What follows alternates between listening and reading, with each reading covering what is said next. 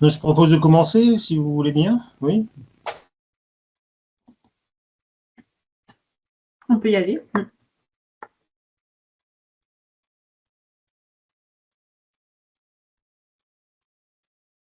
Alors, aléa technique, a priori, puisque Patrick est figé sur l'écran. Ça y est, c'est bon. Oui, vous m'avez entendu ou je recommence? Non, du tout, du tout. Magnifique. Donc, bienvenue à cette 4e saison du webinaire Qui va me soigner demain, qu'on a mis en place et qui interroge donc depuis le début de l'année l'état actuel de notre système de santé et son devenir. Nous avons au cours des sessions précédentes déjà entendu d'abord les témoignages de soignants sur leur vécu de l'évolution de la relation de soins. Puis on a eu le point de vue expert à la fois d'un économiste, d'un juriste, d'un sociologue sur le système de soins français. Et enfin, lors de la 3e session, nous avons interrogé l'accès aux soins des personnes en situation de handicap. Ce soir, on se propose de poursuivre l'exploration des difficultés d'accès aux soins qui reste tout à fait importante en France, en nous intéressant plus particulièrement aux populations vulnérables. Alors, les populations vulnérables sont vraiment très diverses. On ne va pas pouvoir, bien sûr, toutes les explorer, mais elles ont en commun, comme l'écrit le CCNE, d'être des personnes qui s'expriment peu ou pas et dont on parle peu ou pas, et qui souvent peuvent se défendre elles-mêmes, c'est des sans-voix, les invisibles. Et ces caractéristiques sont bien sûr des limites majeures à l'accès au système de santé. Alors, nous avons choisi de parler ce soir successivement des difficultés d'accès aux soins des populations migrantes, puis l'accès aux soins dentaires des personnes incarcérées et des personnes en situation de handicap. Alors, juste quelques remarques préalables. Je vous demanderai de fermer les micros pendant les interventions pour éviter tout bruit parasite. Je vous informe que le webinaire sera enregistré, ce qui permet la mise à disposition dans un deuxième temps d'un replay, auquel sera d'ailleurs associé, comme à chaque fois, un document ressources bibliographiques, filmographiques et autres. Des questions peuvent être posées à la fin des différents exposés. Les questions, on les ramassera toutes à la fin. Elles peuvent être posées soit dans le fil de discussion, soit oralement en levant la main. Et de manière à vous permettre de poser des questions, je me permettrai également de rappeler au respect des durées d'intervention au fur et à mesure. Donc, et je m'en excuse d'avance, c'est un rôle assez désagréable. Voilà, en préalable, le professeur Alain Léon, qui est l'ancien directeur du site Champard-Denois et qui est à l'origine de l'idée de ce webinaire, va nous parler de la charte d'Ottawa pour la promotion de la santé et qui a déjà été adoptée il y a presque 40 ans, en 1986. C'est à toi la parole, Alain. Alors, je vérifie, c'est Laure qui va passer les diapos. D'accord. Donc, je lui demanderai de les passer au fur et à mesure. Voilà. Voilà. Alors, bon, moi, je vais parler, entre autres, de la charte d'Ottawa, mais je vais parler surtout de l'accueil des migrants dans notre système de santé. Je crois qu'il y a d'ailleurs un exposé qui va suivre, qui va aller un petit peu plus loin. Moi, je vais vous parler, en réalité, d'actualité, diapositive, et je vais commencer par une histoire clinique que j'ai vécue personnellement très récemment, il y a une douzaine d'années, le dimanche 12 septembre 2012, à 15h, sur la nationale 44, je pense que vous m'entendez bien, oui. A lieu un accident de la circulation. Dans des circonstances inconnues, un véhicule contenant 4 personnes quitte la route et les secours sont appelés sur place. À l'arrivée, une personne est au volant, inconsciente. 3 personnes ont quitté les lieux à l'arrivée des secours. La victime, a priori d'origine étrangère, sans identité, connue, est transportée rapidement en soins intensifs. Diapositive. Alors, cette victime est hospitalisée sous X. Elle est vraisemblablement, en tout cas en apparence, d'origine indienne. est manifestement en situation irrégulière, ce qui est probablement le cas des 3 autres personnes qui ont quitté les lieux, qu'on ne va pas retrouver d'ailleurs. Ces compagnons ne sont pas retrouvés, en tout cas dans l'immédiat. Ils sont, on peut le penser en tout cas, probablement en route vers le nord de la France, puisque cette voiture se dirigeait vers le nord de la France. Le patient a une quarantaine d'années. C'est un polytraumatisé extrêmement sévère. Vous voyez, il y a une fracture du rachis cervical qui laisse augurer d'une probablement section médulaire avec tétraplégie haute et un traumatisme crânien avec un œdème cérébral et surtout des contusions hémisphériques extrêmement importantes. Son pronostic vital est en jeu immédiatement, mais son pronostic à court terme et à long terme est aléatoire. La question qui se pose d'emblée au réanimateur que je suis ce jour-là, eh bien, c'est que faut-il faire pour bien faire? En effet, ce patient sera probablement une personne handicapée extrêmement sévère, elle est en situation irrégulière, elle n'a aucune prise en charge vraisemblablement et elle n'a bien sûr probablement aucune famille pour l'accueillir en France. La question est simple, en tout cas ce dimanche après-midi, il faut d'abord traiter. Traiter et soigner. Diapositive, s'il vous plaît. Après quelques jours, je mets au singulier parce qu'on n'arrive pas à identifier exactement l'origine de ces personnes, quelques membres de la famille localisés au Royaume-Uni se manifestent à l'occasion de la prise en charge en soins intensifs et donnent quelques éclaircissements sur leur démarche. Cette démarche qui consistait en fait au groupe de 4 personnes de migrer vers la Grande-Bretagne. Ce monsieur s'appelle Monsieur Raitash, il a 42 ans. J'ajoute que les photos qui sont utilisées sont totalement, je dirais, empruntées et ne sont pas fidèles aux personnes qui interviennent ou qui sont présentes sur le diaporama. En tout cas, après plusieurs mois d'évolution, celle-ci est satisfaisante en lien avec la démarche de soins et l'abnégation de l'équipe. Le patient est trachéotomisé, quasiment autonome sur le plan respiratoire avec quelques périodes d'encombrement, mais malheureusement, il reste quadriplégique. Diapositive suivante. Bien entendu, cette affaire a un coût relativement important et très rapidement, d'ailleurs, le pôle, le service sont rapidement l'objet d'incitations administratives pour faire transférer le patient. L'équipe qui l'a en charge, ce n'est pas vraiment son problème. Son objectif, c'est de traiter, de soigner et de faire en sorte que le handicap soit minimal. Le coût d'hospitalisation s'élève rapidement à plus de centaines de milliers d'euros. Je crois que ça avait été évalué à cette époque à 400 000 euros, ce qui est considérable. Le transfert médicalisé vers Bombay est envisagé pour plusieurs milliers d'euros. On parlait à cette époque-là de plus de 25 000 euros en transport médicalisé. Quoi qu'il en soit, après multiples démarches, Raitash va quitter le service après plus de 5 mois d'hospitalisation.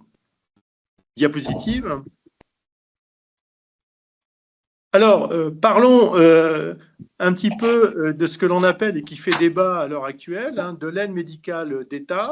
Nous, il nous incombait bien sûr, à cette époque-là, la loi étant de 2000, nous sommes en 2012, de faire un dossier pour faire en sorte que l'établissement soit rémunéré pour cette activité, auquel cas, en l'absence de dossier, en l'absence d'aide médicale d'État, bien sûr, le coût de la prise en charge serait à la charge de l'établissement. Comme déjà signalé par l'Inspection générale des affaires sociales et l'Inspection générale des finances dans un rapport conjoint en 2019, l'aide médicale d'État destinée aux étrangers en situation irrégulière présents sur le territoire français répond en premier lieu à un principe éthique et humanitaire. Le Comité consultatif national d'éthique, dans son avis 127 sur la santé des migrants, en 2017, mettait en lumière les défis d'accès aux soins rencontrés par les personnes exilées en France, un pays d'émigration depuis plusieurs décennies. Il affirmait alors que la santé, au sens de la définition que donne l'OMS, ne doit en aucun cas pouvoir être instrumentalisé, notamment en maintenant de mauvaises conditions sanitaires comme outil de refoulement. On y reviendra dans la suite. Dans son avis 140, destiné à repenser le système de soins sur un fondement éthique, le CCNE confirmait que le système de soins, notamment les hôpitaux, doit permettre de garantir l'égalité de traitement et l'accès aux soins pour tous. Il faut que l'État alloue les ressources nécessaires au système de soins pour répondre à cette exigence. Alors, bien entendu, nous sommes vraiment dans ce travail réflexif à l'heure actuelle, en tout cas l'Assemblée nationale, puisqu'il est question de réformer l'aide médicale d'État, voire pour en faire une aide médicale d'urgence au minimum. Diapositive. Ce qui est en tout cas encourageant dans cette affaire, c'est que plus de 6 mois après le transfert de ce patient à Bombay, nous recevons par mail une photo, ce n'est pas la photo exacte du patient, une photo de ce monsieur dans sa famille, dans un lit semi-assis, trachéotomisé, avec un large sourire, et qui a donné à toute l'équipe qui a travaillé à ses côtés, qui a soigné à cette époque-là, beaucoup de satisfaction, beaucoup de reconnaissance et finalement beaucoup d'encouragement. Et il est vrai que là, pour le coup, la santé n'a pas de prix. Diapositive suivante. Effectivement, la santé est un droit universel. La Déclaration universelle des droits de l'homme du 10 décembre 1948 mentionne la santé en tant que composante du droit à un niveau de vie suffisant.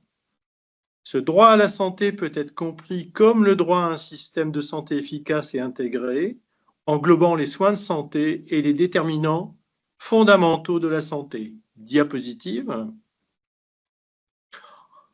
En 1986, 21 novembre, est publiée la charte d'Ottawa en faveur de la promotion de la santé. Dans la charte d'Ottawa, la santé est perçue comme une ressource de la vie quotidienne dont il faut faire la promotion, c'est-à-dire donner aux individus davantage de maîtrise de leur propre santé et davantage de moyens de l'améliorer. Diapositive. Pour cela suppose un certain nombre de conditions indispensables intitulées « préalables à la santé ».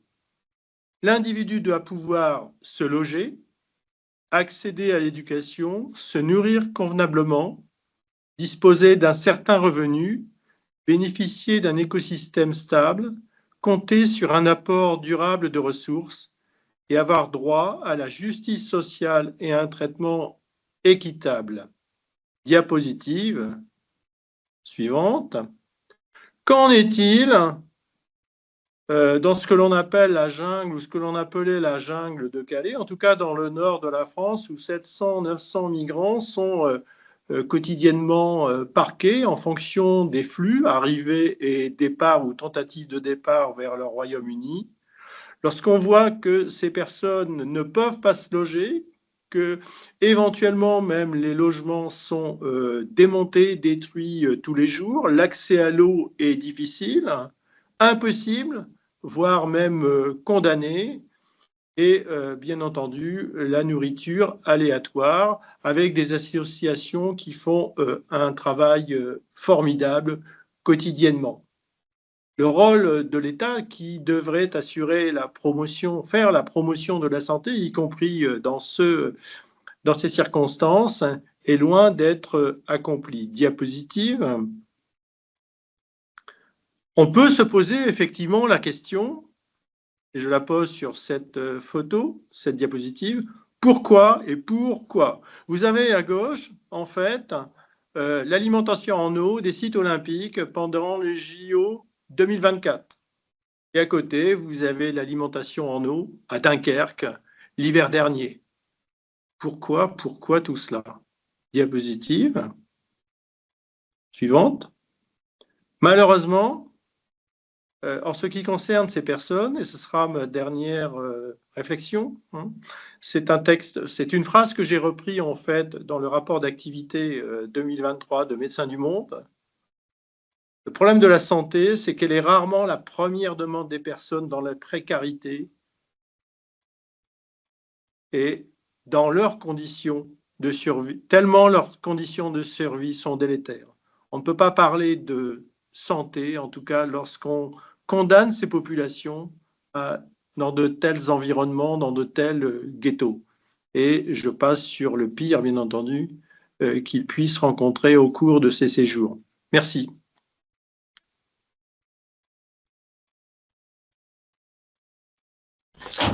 Merci Alain pour cette présentation introductive, effectivement, qui marque tout à fait les problématiques du débat. Et puis, je vais tout de suite rester dans le sujet, effectivement, des problèmes rencontrés par les migrants en recevant de médecins issus d'une de ces associations qui permettent effectivement d'améliorer des conditions absolument terribles que vivent souvent les migrants, qui est Migration Santé Alsace, l'association créée en 1975 et qui a justement pour objet de promouvoir la santé des populations migrantes et de leurs familles, et notamment dans cet objectif de favoriser l'accès aux dispositifs de soins.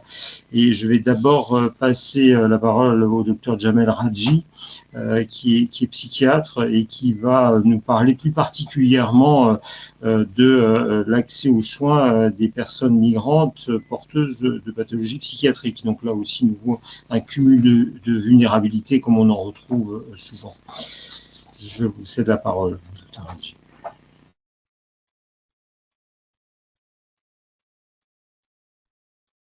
Vous m'entendez bien? Bonsoir à tous. Alors, je vais essayer de partager cet écran.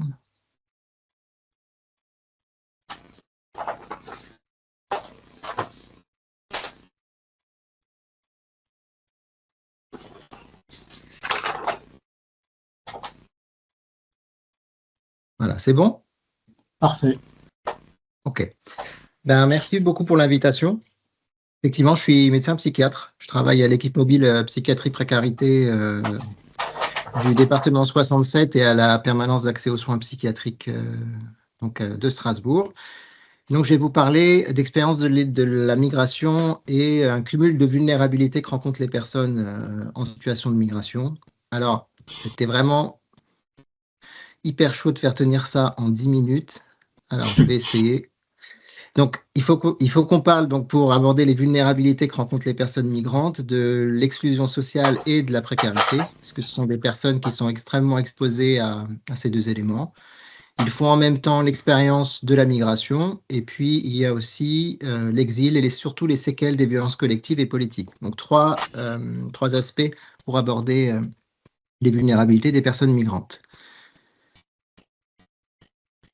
Donc, on va s'occuper de la première. Donc, déjà, une étude qui est connue, l'étude Samantha, qui rappelle que un tiers des sans-domicile présentent des troubles psychiques sévères. Quand on dit sévères, c'est-à-dire des troubles psychotiques, des troubles de l'humeur graves ou des troubles anxieux graves. Il faut se rappeler qu'il y a un risque élevé de rupture sociale qui est 10 fois plus important pour les troubles psychotiques. Si on rajoute en plus tout ce qui va être lié au processus de précarité à la rue. On retrouvait dans cette étude Samantha, chez les sans-domicile, 40,9% de violences psychologiques ou morales répétées, tentative de suicide 4 fois plus élevée, risque suicidaire 3 fois plus élevé.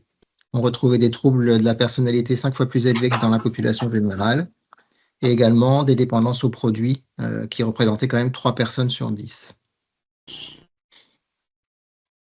Donc, on dit en fait en clinique de la précarité en psychiatrie que la plus grande peur, la peur du 3e millénaire, c'est plus celle de la folie, mais c'est celle et de la pauvreté, mais c'est bien celle de la précarité et de l'exclusion. Et la précarité, on la considère comme la misère des sociétés occidentales riches qui ont été construites sur un modèle d'État-nation fermé dans la mondialisation du capitalisme financier. Il faut tout de suite retenir, c'est qu'on peut vivre dans une société pauvre sans être précaire, et on peut vivre précaire dans une société riche. On va voir que pauvreté et précarité sont deux concepts qui vont se croiser à l'extrême, mais qui ne sont pas totalement superposables. Deux autres études, donc vous avez l'étude je crois que je peux... Ça marche pas. Non. Donc l'étude du SAMU, d'Emmaüs, en novembre 2007, qui montrait que 47% des personnes interrogées déclaraient qu'elles pourraient un jour devenir SDF. Donc ça montre bien que c'est devenu la plus grande peur. Et donc les causes déclarées, c'était le surendettement à 31%, le licenciement 21%, la maladie 20% et la séparation à 10%. Et je vous ai mis une autre étude, qui est l'étude du COMED, qui a été faite entre 2017 et 2021, en association avec Médecins sans frontières. C'est une étude qui concernait des mineurs non accompagnés. Ils ont observé ces mineurs non accompagnés sur une longue durée et ils ont pu voir que les troubles qu'ils présentaient fluctuaient en fonction de l'hébergement et des ressources financières. Et ils ont donc trouvé ils sont arrivés à ce chiffre de 50% de troubles qui sont réactionnels à la précarité, 37% de syndrome psychotraumatique et 12% de dépression. Donc je vous avoue que moi ce chiffre m'avait étonné. Je pensais que ce serait les syndromes psychotraumatiques qui seraient en première position. Et en fait, on voit que finalement, c'est pour la moitié d'entre eux, c'est les troubles qui vont être réactionnels à la précarité. On parle de société précarisée, où les membres de la société vont devenir obnubilés par l'obsession de la perte possible ou avérée de ce qu'on appelle les objets sociaux. Et ces objets sociaux garantissent l'inclusion de chacun dans la société. Donc, je vous en ai mis quelques exemples. L'emploi, l'argent, retraite, logement, diplôme, bien. Et donc cet objet social, c'est une forme de sécurité, puisque c'est lui qui va reconnaître votre existence aux yeux des autres et qui va donc autoriser vos relations avec vos pairs. Bien sûr, cet objet, il est idéalisé dans une société donnée. Il y a pas les objets sociaux ne sont pas les mêmes en fonction des cultures. Et donc, si vous perdez cet objet social, le risque, c'est de vous retrouver exclu, puisqu'on ne va plus vous reconnaître l'existence et vous ne pourrez plus avoir de relation avec les autres. Donc, on appelle ça la souffrance psychosociale, et elle est en rapport avec la perte des objets sociaux. Ce qui est intéressant, c'est ces objets sociaux, on en a ou pas, on peut les avoir perdus ou avoir peur de les perdre en les possédant encore, ou de perdre les avantages qu'ils procurent. C'est-à-dire qu'il y a une dissociation entre le temps entre les deux temps, en fait, c'est-à-dire que vous pouvez être déjà en précarité psychique alors que vous n'êtes pas encore en précarité monétaire de statut. Donc tout ça va donner la précarité sociale, donc de monétaire et de statut, donc le fait d'avoir peu de biens et peu d'argent. Et puis, vous avez de l'autre côté une précarité qu'on dit psychique et existentielle, qui va être normale, c'est-à-dire que c'est quelque chose qu'on expérimente tous, c'est la vulnérabilité ordinaire et constitutive de l'être humain. Et puis, cette précarité normale peut se transformer en précarité psychique exacerbée.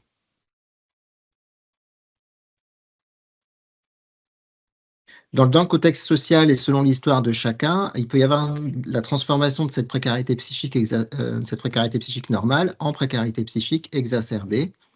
Quand on est dans une précarité constitutive qui fonctionne assez bien, on va pouvoir produire des liens de solidarité et de reconnaissance avec les autres et ouvrir à ce qu'on appelle la triple confiance, c'est-à-dire que quand on est dans cette précarité-là, on a confiance en l'autre, puisque l'autre va nous aider si on est en difficulté, on a confiance en soi-même et confiance en l'avenir. Et c'est ça qui crée la possibilité d'un lien social. Lorsque vous êtes en précarité psychique exacerbée, on dit qu'il y a la triple perte de cette confiance.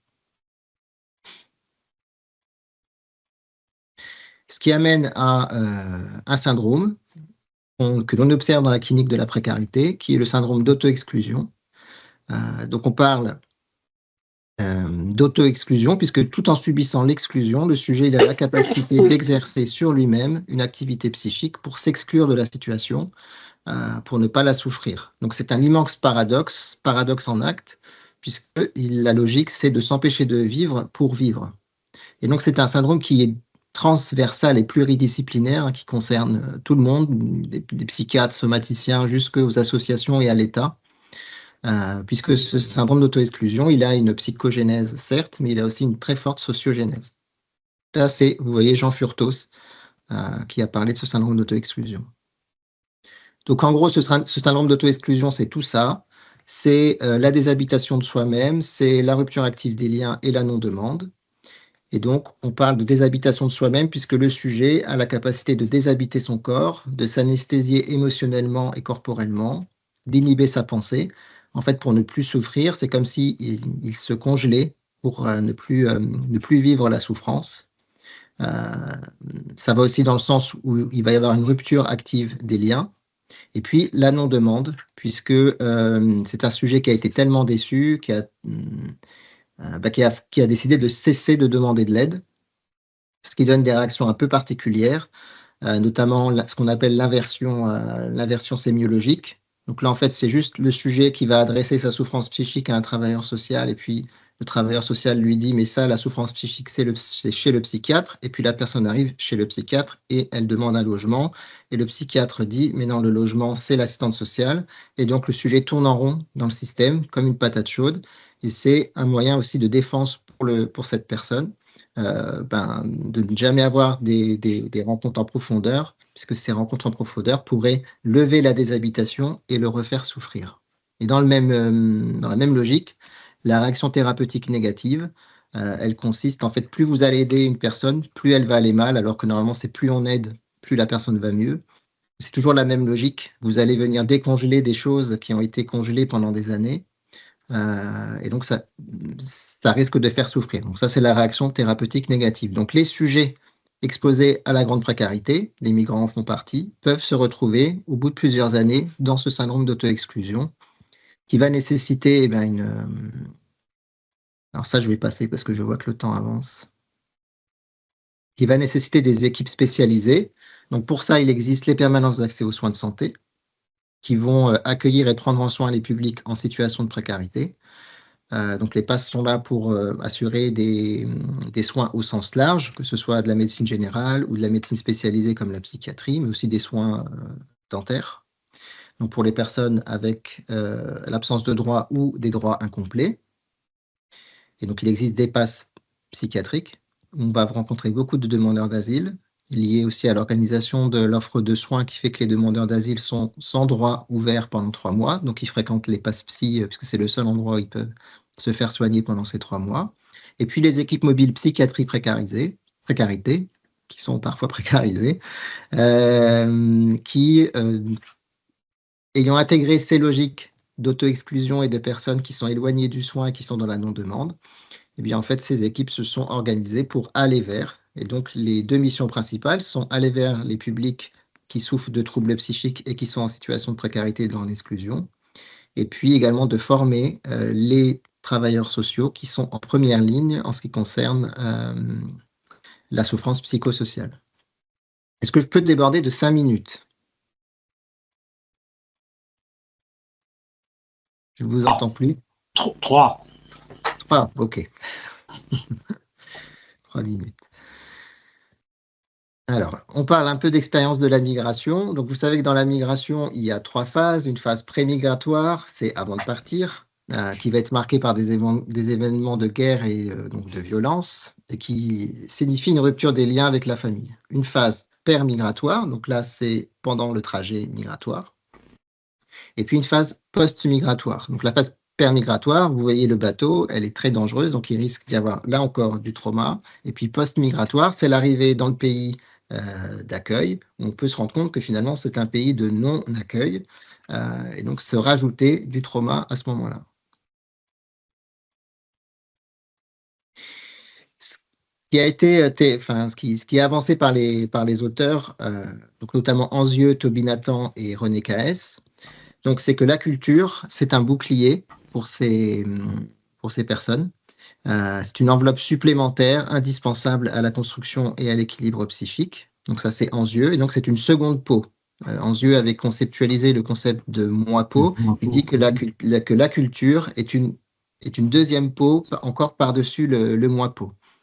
Toby Nathan parle d'enveloppe culturelle, qui vient protéger la personne, qui peut du coup être mise à mal lors de la migration.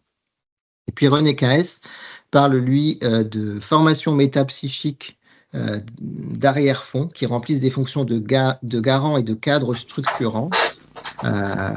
Et il considère que ces formations métapsychiques qui ont des fonctions donc, de garant et de cadre structurant sont par exemple les figures d'autorité, la hiérarchie, les mythes, l'idéologie, la religion, la constitution, etc., mais surtout la culture. Et donc, il y a une vulnérabilité de ces personnes qui est l'exposition à une autre culture, à une culture d'accueil. On va passer ça. Ça aussi. Et donc, c'est une vulnérabilité supplémentaire puisque ces personnes qui font la migration doivent s'ajuster au niveau de ce qu'on appelle l'acculturation. Elles vont donc s'exposer à une culture étrangère. Et donc, ça va aboutir à des modifications de leur personnalité, puis aussi des modifications de la société d'accueil. Ce schéma, c'était juste pour vous montrer un peu les stratégies qui peuvent exister sur le plan identitaire chez ces personnes. Avec entre intégration, assimilation, séparation ou marginalisation, en fonction de s'ils veulent maintenir leur propre culture et en fonction de comment ils veulent interagir avec le groupe qui est la société d'accueil. Et puis vous avez multiculturalisme, melting pot, ségrégation, exclusion. Ça, c'est plus comment on fait les stratégies identitaires, mais vu de la société d'accueil. Et donc, ces stratégies identitaires, elles sont fortement influencées par les politiques d'État, donc qui peuvent être pluralistes, civiques, assimilationnistes ou ethnistes, et donner des relations interculturelles harmonieuses, problématiques ou conflictuelles. Donc, c'est ce qu'on appelle le stress d'acculturation. Donc, l'exposition à la précarité et la grande exclusion qui produit le syndrome d'auto-exclusion, les remaniements identitaires liés à l'exposition à une autre culture qui donne du stress d'acculturation. Et puis, avec tout ça, vous avez également le trauma, le post-trauma, puisque ce sont des personnes qui, pour beaucoup, ont eu un trauma initial qui a motivé le départ et qui va aboutir également à des modifications profondes de la personnalité. C'est ce qu'on appelle la personnalité post-traumatique, qui va donner des individus avec un changement dans les rapports au monde et aux autres, avec une perte prononcée du sentiment de sécurité interne. En gros, c'est rien ne sera plus comme avant. Ça modifie beaucoup leurs relations interpersonnelles. Il y a une méfiance à l'autre, une tendance au vécu de persécution, des revendications, de l'autoculpabilisation et de l'autodévalorisation. Et puis, des arrêts, des demandes d'aide, un isolement progressif, des personnes qui pour aller plus vite, pour aboutir plus vite à l'anesthésie dont je vous parlais au début, vont consommer des produits et vont rentrer dans l'auto-exclusion. Voilà, j'ai été très, très rapide.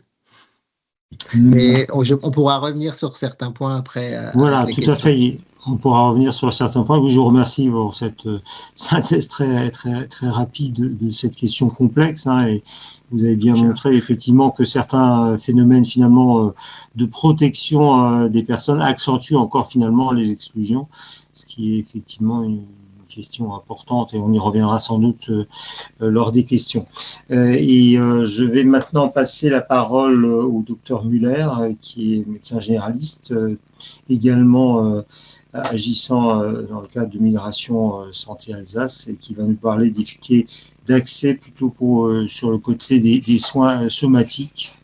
Je vous cède la parole. Pardon, donc bonjour à tous. Donc, docteur Anne Muller, je suis médecin généraliste effectivement installé sur Strasbourg. Où je travaille dans un quartier qui accueille, enfin, c'est pas le quartier qui accueille, mais je pense que le bouche à oreille fait que du coup, on accueille beaucoup de migrants. Alors, comme le disait le docteur Jamel, en 10 minutes, c'est très chaud, donc du coup en fait je vais rester j'ai vraiment survolé un peu tout et voilà, c'est en 10 minutes on fait forcément des choix d'appuyer sur certains ou sur l'autre. On complétera par les questions si besoin. D'accord. Du coup là, vous pouvez passer à la diapo suivante. Donc voilà, je savais que le docteur Hadji passait avant moi et que donc il avait présenté le cumul des facteurs de vulnérabilité.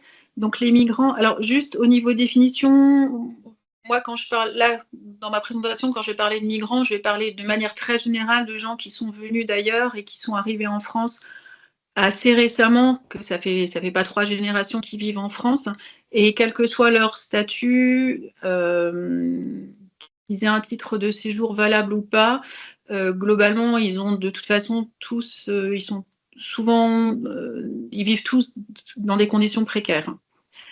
Donc, du coup, ils cumulent en général les facteurs de vulnérabilité liés aux personnes précaires en général, donc avec des faibles ressources financières, des difficultés d'accès au logement, l'hébergement, d'accès au droit à l'assurance maladie, des difficultés d'accès à l'alimentation, isolement et situation de détresse sociale, et auxquels s'ajoutent donc des facteurs de vulnérabilité plus liés à leurs conditions de migrants, donc à la barrière de la langue, la précarité éventuelle du séjour, parce que moins on a de droits et plus c'est compliqué, et leur méconnaissance aussi des systèmes français, du système de santé français, du système administratif, et du coup c'est très compliqué pour eux de s'en sortir. À cela s'ajoute tout ce qui est traumatisme initial qui a causé le départ, traumatisme de la migration, et psychotraumatisme à l'arrivée lié aux conditions d'accueil. Voilà, et donc tout ceci crée des difficultés d'accès aux soins. Diapo suivante. Et donc, toutes ces difficultés sont aggravées, en particulier ces dernières années, par tout ce qui est dématérialisation des démarches administratives. Donc, on n'a plus accès à quelqu'un qui peut nous expliquer comment faire. Il faut tout faire par ordinateur. Donc, il faut comprendre déjà la langue, il faut accéder à un ordinateur. Il faut que que ce soit accessible. Par exemple, prendre rendez-vous à la préfecture, souvent on ne peut même pas accéder à la prise de rendez-vous. Il y a aussi la limitation de l'accès aux médecins généralistes en ville depuis la crise Covid en particulier, la majorité des médecins sont passés au fonctionnement sur rendez-vous. Donc, il faut passer la barrière du secrétariat téléphonique, où les secrétaires c'est souvent tous les médecins n'ont pas des secrétaires présents sur place, et donc c'est souvent des secrétariats téléphoniques où les secrétaires sont plus ou moins patientes parce qu'elles doivent recevoir 15 appels par minute aussi, et que c'est compliqué pour elles. Elles ne parlent pas tout l'anglais. Voilà, ça complique les choses. Et du coup, par les conséquences de la démographie médicale qui font que il y a de moins en moins d'offres de soins, et que donc dans notre système libéral, là je parle de la ville, mais je pense qu'à l'hôpital c'est un peu pareil, on peut en arriver à favoriser les consultations courtes, rapides, efficaces, simples, et que du coup les consultations longues où justement il va falloir qu'on gère un peu de social, voire beaucoup de social avec, pour pouvoir accéder au médical, et en plus avec interprète, voilà, tout ça, ça complique, et ça fait qu'il y a de moins en moins de portes ouvertes et de places pour eux. Donc, diapo suivante. Et que donc, ils sont victimes de plus en plus, ils sont victimes de discrimination.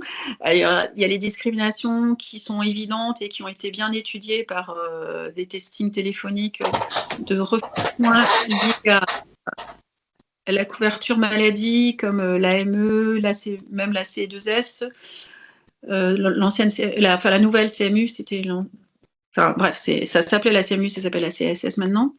La barrière de la langue aussi, et il y a aussi tous les dysfonctionnements dans le système de santé qui font un défaut de prise en charge et qui peuvent abaisser la qualité des soins pour les migrants.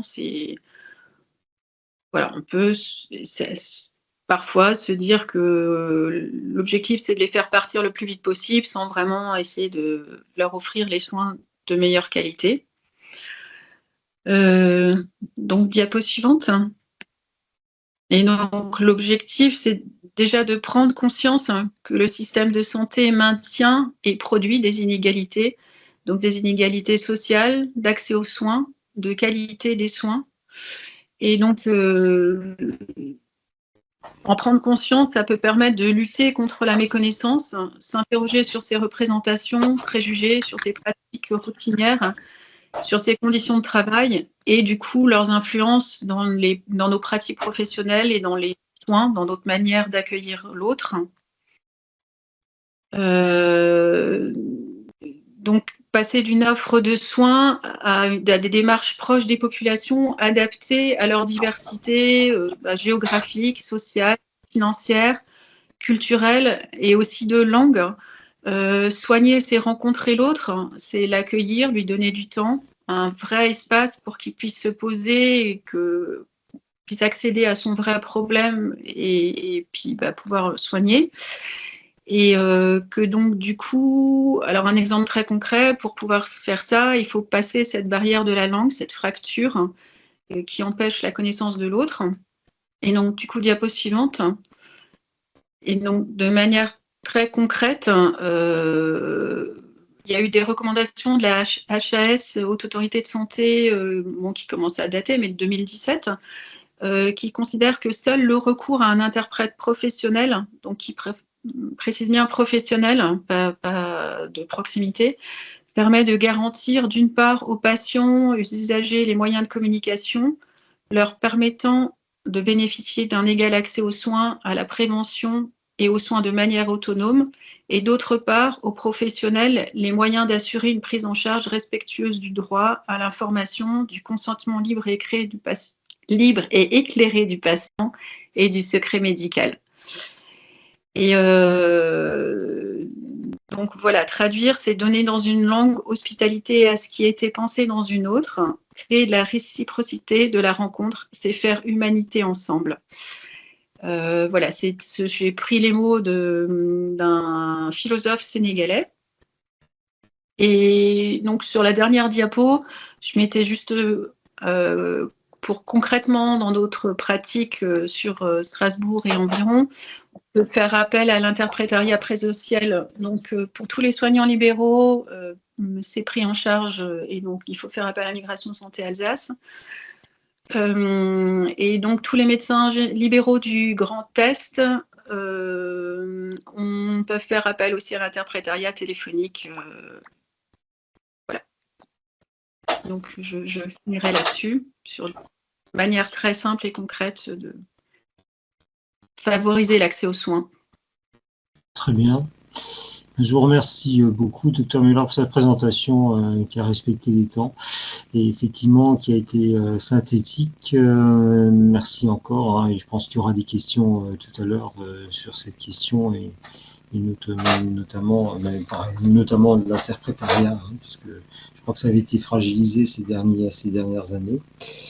On va passer à un sujet différent après les populations migrantes, qui sont effectivement des populations vulnérables. On va s'intéresser maintenant dans les deux présentations suivantes à l'accès aux soins dentaires, qui est une problématique toute particulière, et on va s'intéresser à cet accès dans deux populations vulnérables particulières.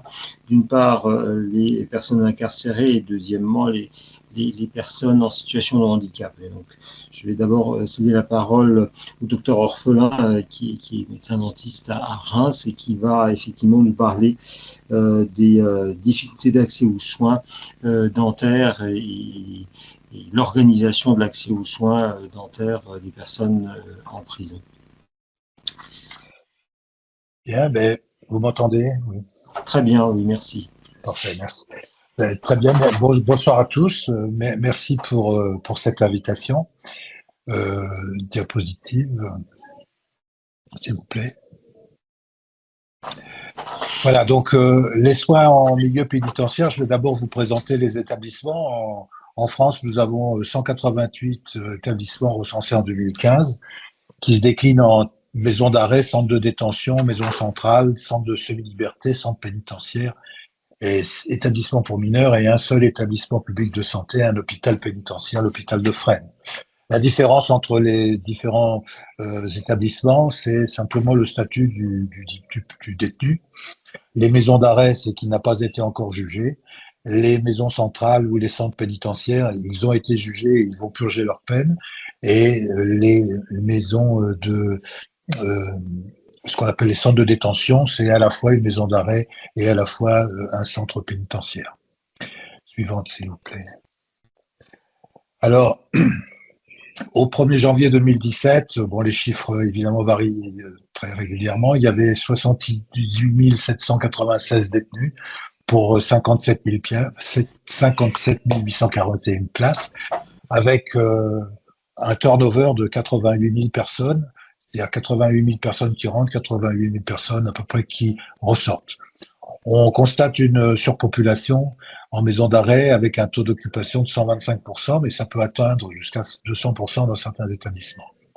Le profil de la personne détenue est un jeune homme de 34 ans. Il y a beaucoup moins de femmes, 3,4%, 1% de mineurs, 7% de jeunes majeurs, 7,8% de personnes au-dessus de 50 ans et 3% de plus de 60 ans. On constate effectivement un vieillissement de la population pénale. Suivante.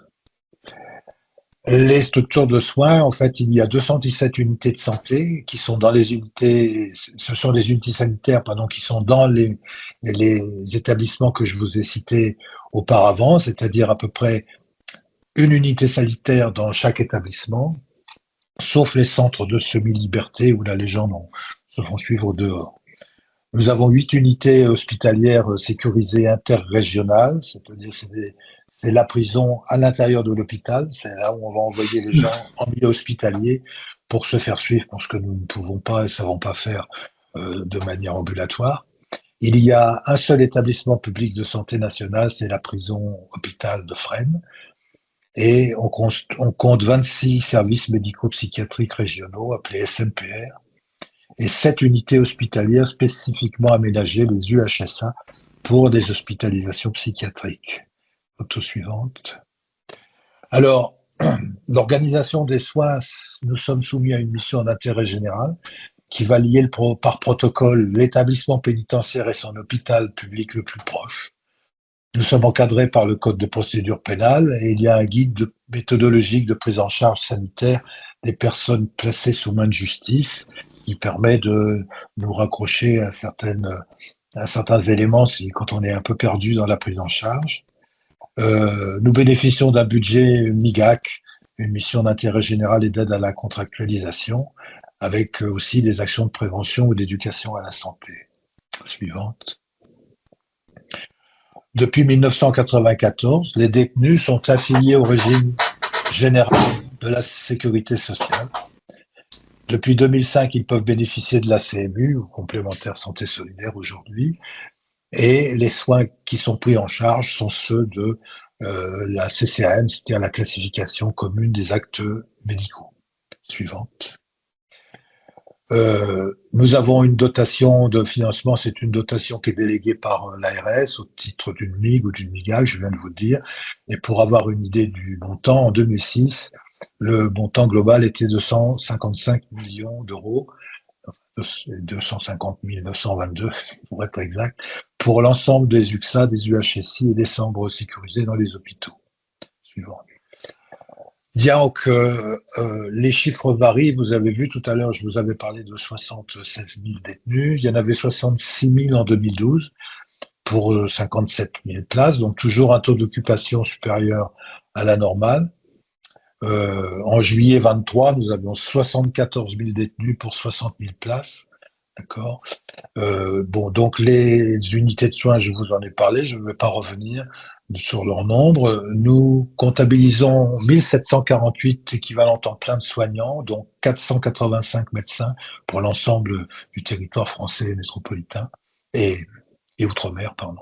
190 médecins généralistes, 178 psychiatres, 28 spécialistes, 90 chirurgiens dentistes. Ces chiffres sont variables en fonction du moment. C'est à un instant T, bien entendu. On pratique environ 1 million de consultations essentiellement de la médecine générale et de la psychiatrie, avec les soins dentaires. On peut constater une prévalence du VIH et du VHC 5 fois supérieure à la population normale. 25% des entrants déclarent une consommation d'au moins 2 substances psychoactives. Les détenus se suicident 6 fois plus que les hommes libres âgés de 15 à 59 ans dans la société classique. Je vous ai donné les sources, des références. Le profil de détenu, beaucoup de précarité et d'exclusion, beaucoup d'usage de substances stupéfiantes. 12% avaient recours à l'injection en détention, 31% disaient avoir partagé leur seringue, selon une enquête Coquelicot de 2004 à 2007. On constate un allongement des peines et le vieillissement de la population. Bon, la prévalence VIH, je viens de vous le dire. Il y a aussi l'incidence de la tuberculose qui est 8 à 10 fois supérieure. Et puis une augmentation des besoins en rapport avec leur consommation d'alcool, de tabac et de toxiques. Il ne faut pas oublier non plus les tatouages, piercings, les relations sexuelles consenties ou pas, qui demandent à se préoccuper de leur prévention des risques. Suivante. Au niveau bucco-dentaire, nous avons évidemment des besoins de soins importants. Selon les enquêtes, les chiffres varient. Vous pouvez voir que selon le Haut Conseil de la santé publique, il y avait 50% des arrivants qui nécessitaient des soins dentaires. Mais selon le Sénat, 80% des détenus nécessitaient des soins urgents, selon une étude de 2000. Enfin, l'IGAS, en 2001, a estimé que l'exercice était proche de celui d'un dispensaire avec des moyens en personnel et en technicité limitée. Suivante. Nous avons participé à une étude avec la Direction générale de la santé en 2008, avec 80% de réponses des UXA, pour savoir qu'il y avait à peu près 100 praticiens ou odontologistes ou faisant fonction et 109 attachés. Alors les chiffres sont variables, un peu discordants selon les études. C'est assez difficile de connaître une photographie vraiment précise du nombre de soignants en prison. On a fait des tentatives, mais on n'y arrive pas. On y trouve des internes, on y trouve des étudiants. Leur nombre varie, c'est-à-dire que les textes prévoyaient dans le guide méthodologique de 2004 0,8 équivalent temps plein pour 600 détenus. 50% des établissements respectent ce chiffre. 50% des établissements de moyens de 590 à 800 personnes et 100% des petits établissements de 300 à 600 étaient inférieurs à cette norme. Il n'y a pas d'assistante dentaire la plupart du temps. Alors ça change maintenant, mais bon, il n'y a pas toujours des assistantes dentaires, pas toujours des secrétaires. La prise de rendez-vous se fait par courrier ou par signalement et il n'y a pas de formation spécifique des chirurgiens dentistes qui travaillent en prison. Suivante. Dans tous ces établissements qui ont répondu, on se rend compte que 62% n'avaient qu'un seul praticien. On y travaille à peu près 4 demi-journées par semaine. 39% des cabinets n'ont pas de remplaçant des chirurgiens dentistes absents. Dans 23% des cas, il n'y a aucune disposition en cas de l'absence du chirurgien dentiste. Dans 29% des cas, il y a une organisation entre praticiens quand ils peuvent le faire. Et dans 14%, c'est une organisation extérieure, l'appel à un dentiste de ville, par exemple. Suivante.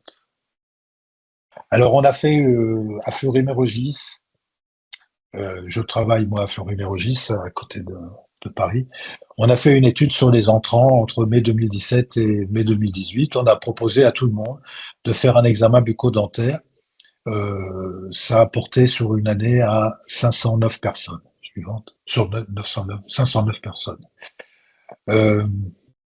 On leur demandait s'ils étaient en bonne santé ou s'ils présentaient des pathologies. Ils sont en bonne santé dans 71% des cas. Suivante. Et on a calculé le CAO. Alors le CAO, on fait le calcul, on additionne les dents cariées, les dents absentes et les dents obturées. Ce qui veut dire que quelqu'un qui n'aurait eu aucun soin, il a un CAO 0, et puis le CAO le plus terrible, ce serait 32, puisqu'on a 32 dents.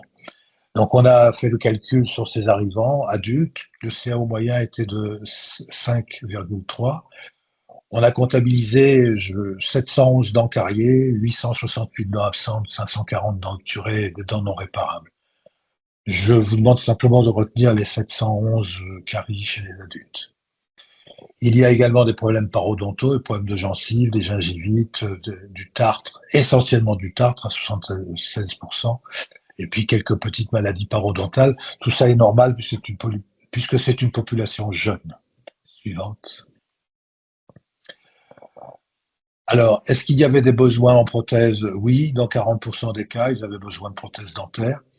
Non, dans 34% des cas, et dans 25% des cas, on ne pouvait pas renseigner, tout simplement parce que les dents avaient migré, les espaces manquants étaient refermés, donc il n'y avait pas de prothèse à envisager. Suivante. On leur a demandé s'ils souhaitaient se faire soigner. Effectivement, une personne sur deux a dit qu'elle était d'accord pour se faire soigner. Et assez rapidement, au bout de 2 ou 3 rendez-vous, une personne sur deux va abandonner les soins. Ce qui fait que finalement, nous allons suivre que 120 patients, c'est-à-dire à peu près 24%, un quart des patients vont se faire suivre. Suivante. Qu'est-ce qu'on fait? Essentiellement, on va extraire des dents. Il y a beaucoup de dents délabrées qui ne peuvent pas être conservées. Évidemment, on fait des soins conservateurs quand c'est possible, à hauteur de 36%, et dans les cas où on peut le faire, on a le temps de le faire, on leur fait des prothèses. Suivante. On a fait également un volet sur les mineurs. On a reçu, alors c'est pas dans le même bâtiment, mais c'est dans un autre bâtiment. Nous avons vu la totalité des mineurs qui viennent en prison. Alors en prison, un mineur peut avoir 13 ans minimum, jusqu'à sa majorité, bien sûr. Et donc, on a proposé là aussi de leur faire un examen dentaire.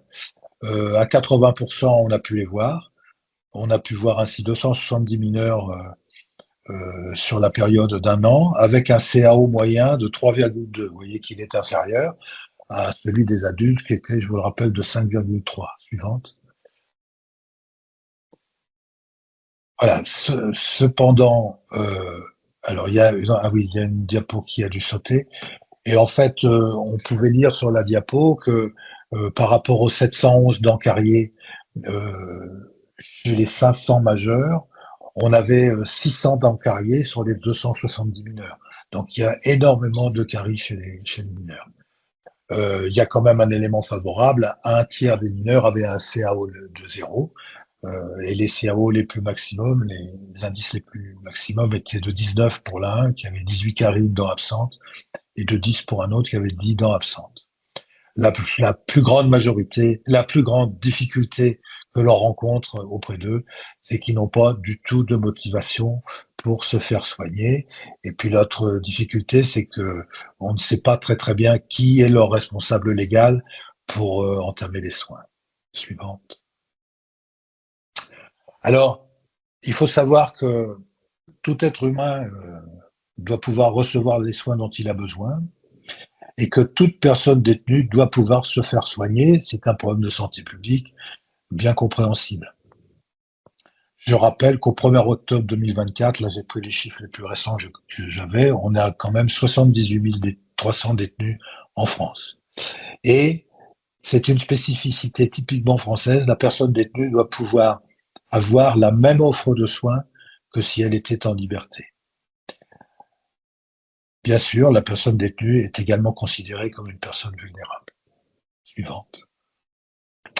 Alors, quels sont les moyens qui sont fournis aux chirurgiens dentistes? Il faut savoir que les unités de soins sont relativement bien dotées en matériel, en produits consommables, en ressources humaines, bon, on va en rediscuter. Cela dépend également de notre hôpital de référence. Et il faut aussi que le chirurgien dentiste qui travaille en prison ait un sens quand même du rôle qu'il veut apporter à sa mission. Au niveau des matériels, 75% des gens qui exercent en prison considèrent qu'ils ont un matériel convenable et qu'ils ont des consommables en quantité suffisante. Bien entendu, le soin doit se faire dans une certaine bienfaisance. Hein. Le soin doit avoir des conséquences favorables. Il faut éviter la maltraitance, il faut éviter ce que l'on appelle, nous, la double peine. Ils sont déjà punis pour ce qu'ils ont fait de mal à l'extérieur de la société. Nous n'avons pas, nous, à les punir parce qu'ils auraient mal aux dents et qu'ils auraient besoin de soins. On n'a pas à les punir en ne pouvant pas leur proposer ou leur fournir des solutions. Dans tout ça, c'est évidemment dans le respect de l'équité. Il faut pouvoir donner à chacun ce dont il a besoin de manière juste et raisonnable. On n'est pas là pour, passez-moi l'expression, raser gratis, bien entendu. Il faut respecter la décision du patient et son consentement. Et il faut réfléchir aux valeurs qui orientent et motivent nos actions et avoir beaucoup, bien sûr, de tolérance. Suivante. Voilà, donc il faut réfléchir à la pertinence du soin, il faut savoir répondre aux besoins en cherchant la qualité des soins, leur efficacité, mais tout en respectant le souhait du patient. Il faut savoir aussi respecter les règles carcérales en prodiguant des soins dans le respect des règles des données acquises de la science. Soigner en prison, c'est soigner sans juger. Et de vouloir traiter que l'urgence, à mon sens, relève d'un certain manque d'ambition, mais c'est difficile, bien entendu. Suivante, je crois que c'est fini. Voilà, je vous remercie. Oui, mais c'est nous qui vous remercions. C'est nous qui vous remercions pour cette très belle présentation qui montre une fois encore effectivement que les problèmes d'accès aux soins, comme ça a été déjà dit pour les migrants, c'est également le problème de faire accepter les soins par des personnes qui sont à ce point marginalisées qu'elles ne veulent pas nécessairement accéder aux soins, et lorsqu'elles y sont, elles abandonnent assez rapidement. Mais je pense qu'il y aura là aussi des questions tout à l'heure. Donc on va terminer l'ensemble des présentations par celle du docteur Moussa Valran, donc qui est MCU en odontologie à Reims et qui est également la directrice du site Champardonnay de l'EREJ, et qui va nous parler donc de l'accès aux soins des personnes en situation de handicap. Merci beaucoup. Donc, bon, je vais la lourde tâche de terminer ce super webinaire. Donc, je vais vous parler effectivement, ça aurait dû être accolé au webinaire qui parlait des personnes en situation de handicap, mais j'étais indisponible à ce moment-là. Et on pourrait se demander, en fait, pourquoi on se pose la question. Finalement, ce sont des patients comme des autres. Pourquoi est-ce qu'il y a autant de difficultés à prendre en charge des personnes en situation de handicap? Alors, tout simplement, une enquête avait été faite en 2002 sur cet accès aux soins dentaires des personnes en situation de handicap et avait identifié un certain nombre de barrières. Donc, ces barrières sont soit liées au patient, soit liées à son entourage, soit des barrières professionnelles. Alors, il faut passer, je suis à la diapo 3. Alors, soit des barrières professionnelles, soit des barrières physiques, c'est-à-dire qu'on ne peut pas accéder tout simplement au cabinet. Les barrières légales, on va voir tout à l'heure voilà, que c'est quand même une grande difficulté pour le soin bucco-dentaire. Et puis les barrières financières, puisque si on demande à n'importe qui dans la rue qui est... alors, il faut passer la suivante. Si on demande à n'importe quelle personne dans la rue, vous faites des soins dentaires, tout le monde va vous dire, bah, écoutez, les soins dentaires, c'est très cher. Donc, ce qui est quand même une légende qui est bien entretenue. Alors, d'abord, on va passer aux barrières individuelles. Alors, sur les barrières individuelles, on peut constater l'anxiété, surtout du patient, difficulté à comprendre la finalité du soin, pourquoi est-ce qu'il est là, qu'est-ce qu'il fait là. Alors, souvent, ce sont des non-communicants. Difficulté à gérer son stress, ses émotions. Alors déjà, pour une personne ne souffrant pas d'handicap, le cabinet dentaire est source de stress et d'angoisse, puisqu'il y a des odeurs qui ne sont pas très particulières, parce qu'il y a une disposition et des bruits qui font peur. Et puis, effectivement, pour la personne handicapée, c'est la blouse, je dirais, blanche de trop. Ils ont déjà fait tout le parcours de soins, ils arrivent chez nous en urgence, donc on est vraiment la fin du maillon, ils en ont en fait par-dessus la tête de venir voir tous ces professionnels de santé. Et puis la communication, alors comment communiquer avec le patient et transmettre en fait toutes les sensations. Nous sommes aidés, nous en chirurgien dentiste dans notre pratique, par l'indication du patient. Or, quand un patient non communicant ne peut pas nous indiquer réellement s'il a mal, s'il a pas mal, nous aider en fait dans la prise en soin. Alors, il y a quand même la communication paraverbale, infraverbale qui nous aide beaucoup. Encore faut-il y être habitué. Il y a aussi toute la particularité de l'opposition de l'intrusion en bouche, puisque ça a une symbolique particulière. En général, c'est source de douleur. C'est quand même la source de la première douleur qu'on ressent, c'est quand même la poussée dentaire. Il y a aussi toute la frustration de la communication et de la construction de la personnalité qui passe par la bouche. Donc, tous ces éléments font que c'est vraiment très compliqué à titre individuel. Suivant. Alors, la reconnaissance également par l'entourage, puisque l'entourage est très différent d'une personne en situation de handicap à l'autre. Donc, est-ce que quand c'est les parents, si c'est les ascendants, les collatéraux, c'est pas du tout la même perception en fait de la douleur du patient et de sa demande en soins. Quand c'est un aide-soignant, un infirmier, un éducateur spécialisé, c'est encore autre chose puisqu'il y a la posture professionnelle qui vient se surajouter à la reconnaissance en fait de la douleur et de la demande en soins.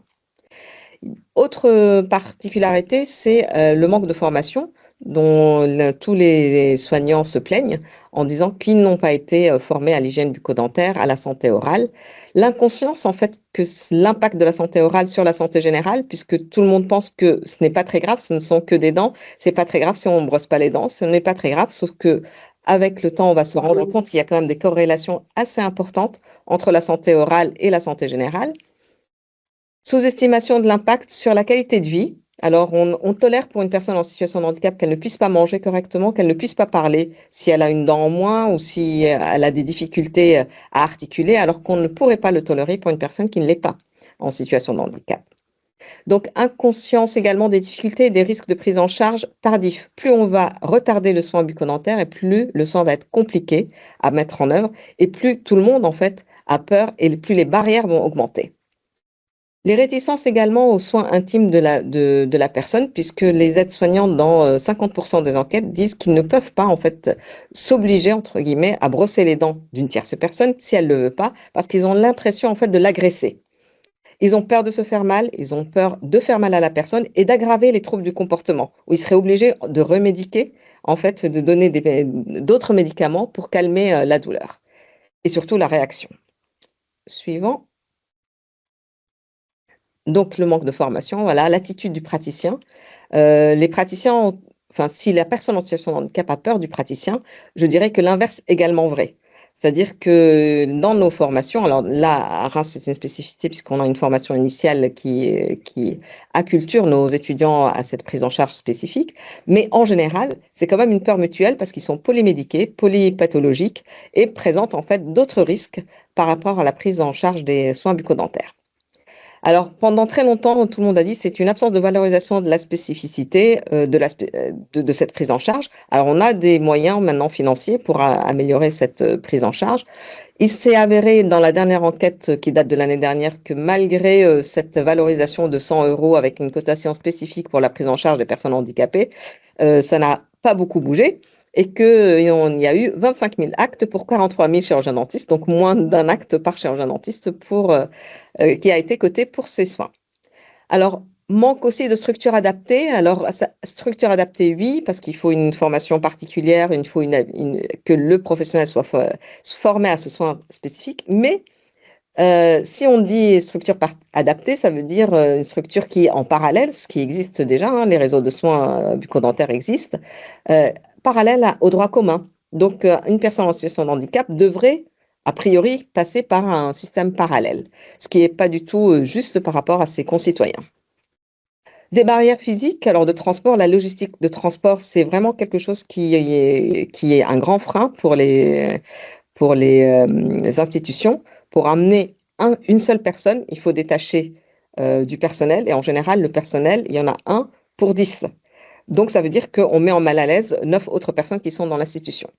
L'accès au cabinet, donc normalement, tous les cabinets qui ont été construits après 2015 sont accessibles, en tout cas pour la salle d'attente. Maintenant, faut-il aussi qu'il le soit pour le fauteuil roulant, enfin le fauteuil dentaire, avec tous les instruments qui vont avec. Et puis, le contrôle des mouvements des patients handicapés qui, par stress, commencent en fait à avoir un manque de contrôle de leur mouvement, qui est réellement un facteur de risque pour la prise en charge des personnes en soins dentaires, puisque tous nos instruments sont dangereux, que ce soit pour un détartrage, que pour un soin, etc. Suivant, il y a aussi toutes les barrières légales. Alors, le consentement éclairé, comment obtenir un consentement éclairé d'une personne en situation de handicap, non communicante ou autiste? Alors, on essaye par des indices, je dirais un faisceau d'indices, d'avoir un assentiment aux soins. Donc, s'il ne fuit pas, c'est qu'il est d'accord. Donc, ça, c'est pour nous rassurer, nous. Et puis, tous les tuteurs légaux qui ne comprennent pas, en fait, l'importance des soins dentaires et qui nous disent, bon, écoutez, il a suffisamment à faire par ailleurs, on ne va pas en plus lui infliger des soins dentaires. Or, très souvent, ce sont des soins nécessaires pour avoir, je dirais, une meilleure prise en charge médicale.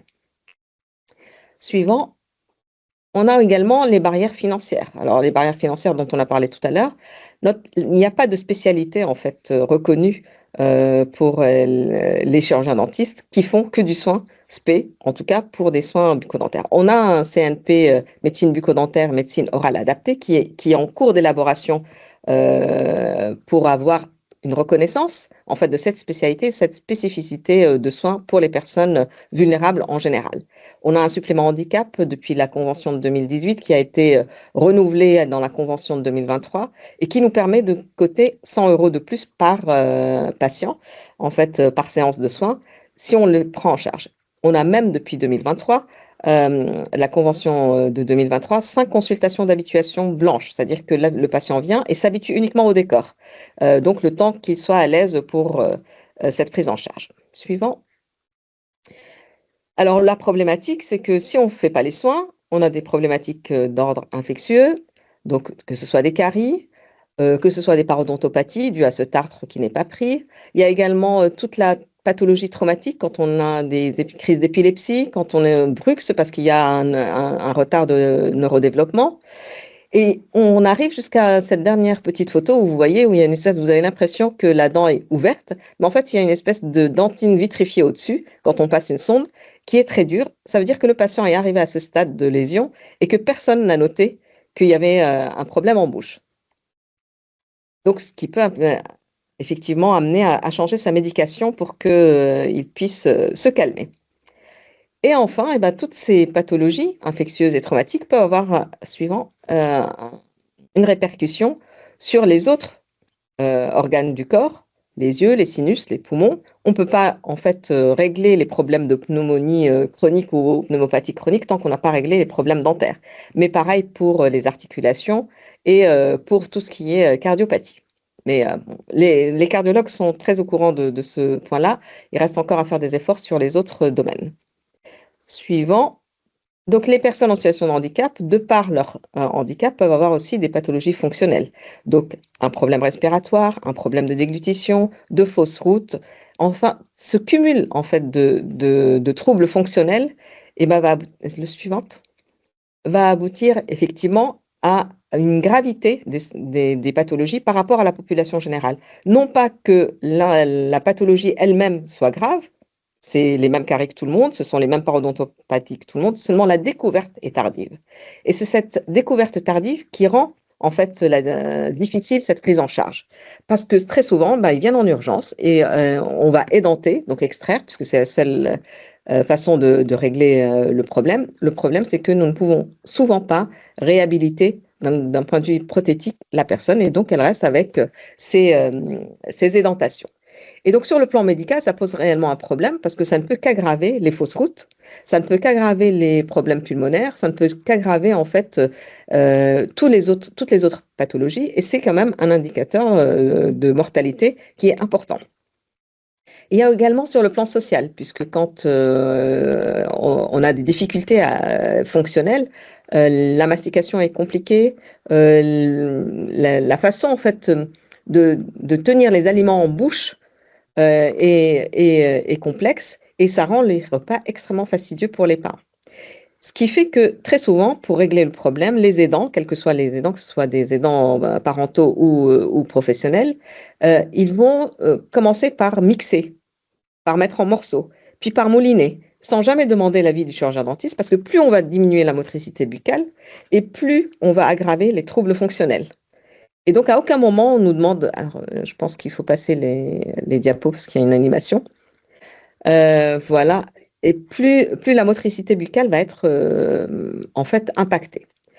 On va également voir que pour ces personnes, on va beaucoup donner d'aliments de substitution riches en calories, cariogènes, ou des aliments qui sont à l'origine d'érosion, exemple le coca. Et ce sont des renforçateurs positifs pour le comportement.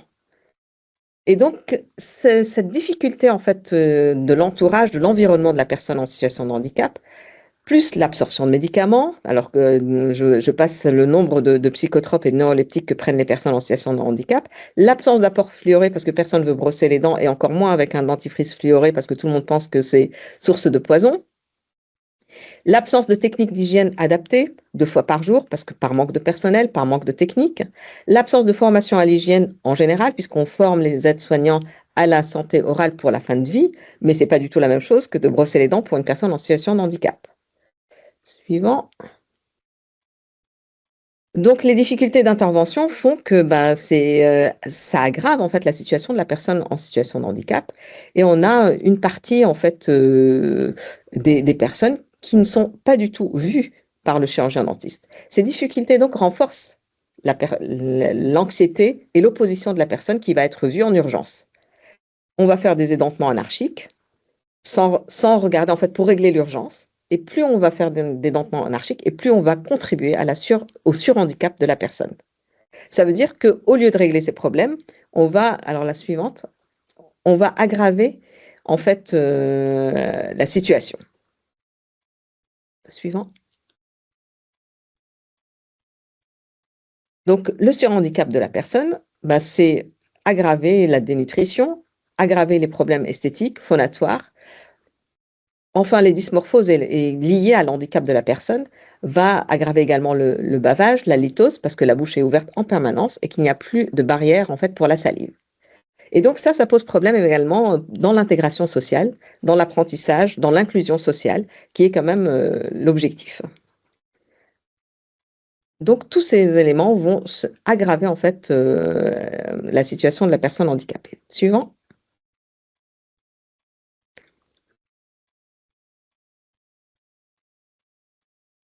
Alors, comme on a pu le voir, la complexité de cette prise en charge demande une interaction, en fait, une cohérence entre les professionnels de santé qui peut être définie soit par une pluridisciplinarité, soit par une interdisciplinarité, soit par une transdisciplinarité.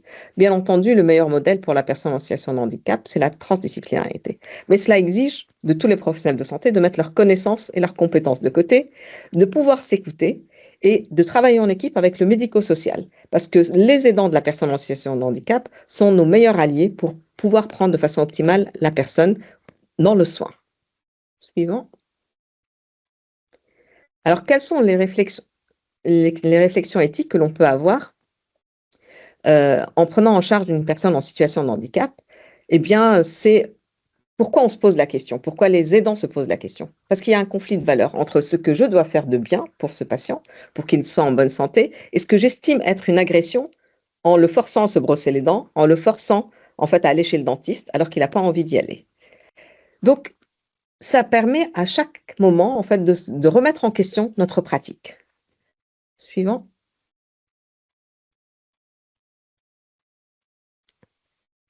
Donc, la réflexion éthique, eh bien, la première réflexion, c'est de voir est-ce qu'on les voit en fait à ces personnes en situation de handicap comme les autres patients. Et quand on regarde un peu la théorie de Murphy, qui est un sociologue, on se dit effectivement, tout le monde a des difficultés à prendre en charge des personnes en situation de handicap. Alors, pas seulement en soins, mais une difficulté à les définir juridiquement, une difficulté à leur donner une place sociale, une difficulté à les intégrer à l'éducation. Donc, pourquoi? Tout simplement parce qu'ils ont un état intermédiaire. Ils sont ni totalement malades, ni totalement en bonne santé. Et la particularité de la maladie, c'est qu'à un moment donné, on guérit. Sauf que quand on est en situation de handicap, il n'y a pas de guérison. C'est un état liminal entre deux états qui ne sont pas habituellement pris en charge. D'où la difficulté. Suivant. Donc, diapo suivante, s'il vous plaît. Donc cette difficulté se ressent également dans la définition juridique qui est donnée par la loi de 2005, qui va être extrêmement global, qui ne va pas être du tout juridique, mais tout simplement se focaliser sur la définition de l'OMS, c'est-à-dire en parlant de l'inclusion de la personne par rapport à un environnement. Donc, c'est une restriction de participation de citoyenneté. Alors, on pense bien que pour pouvoir participer à la citoyenneté, il faut être intégré socialement. Comment peut-on être intégré socialement quand on n'a pas la possibilité de parler, quand on a voilà, une apparence qui va faire peur à son entourage?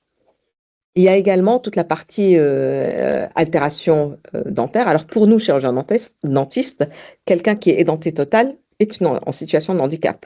Mais il manque la subjectivité là-dedans, parce qu'il y a beaucoup d'édentés totaux qui se trouvent très bien et qui n'ont pas besoin, en fait, qui ne sentent pas le besoin de venir nous voir pour avoir une réhabilitation prothétique, parce qu'ils mangent bien, parce qu'ils sociabilisent bien et qu'ils n'en ont pas besoin.